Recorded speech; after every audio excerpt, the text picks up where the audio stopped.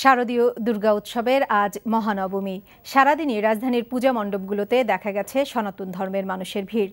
দিনের শুরুতেই যজ্ঞানুষ্ঠান ও অঞ্জলি প্রদানের মাধ্যমে নবমী পূজার সূচনা করেন পুরোহিতরা। সনাতন ধর্মাবলম্বীরা মা দুর্গার কাছে দুষ্টের দমন ও শিষ্টের পালন করে সুখী সমৃদ্ধ বিশ্ব গড়তে প্রার্থনা করেন। বিস্তারিত জানাচ্ছেন ফাহাদ মোহাম্মদ।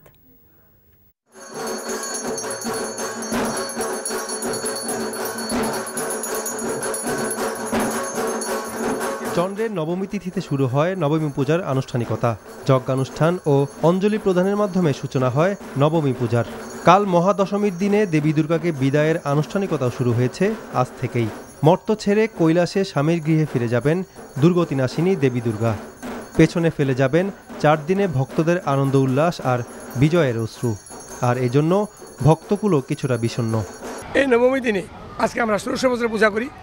ভক্তগণ মায়ের সন্তান আমরা মায়ের চরণে পুষ্পাঞ্জলি দিই এবং আমাদের দুঃখ দুর্দশা মায়ের কাছে আমরা বলি। মা আমাদের বর দিয়ে আগে 1 বছরের জন্য আমাদের সান্ত্বনা দিয়ে আবার স্বর্গে চলে যান। নবমী উপলক্ষে সারাদিনই নগরীর বিভিন্ন পূজা মণ্ডপে ছিল ভক্ত অনুরাগী ও দর্শনার্থীদের ভিড়।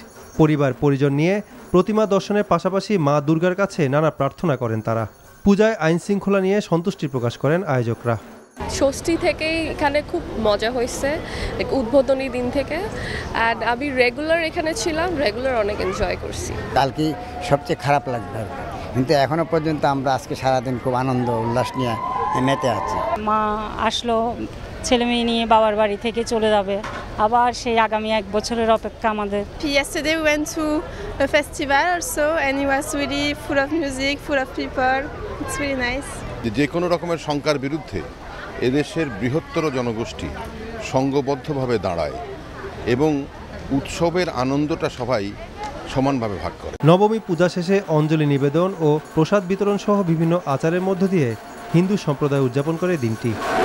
Fahad Mohammad, NTV news, Dhaka.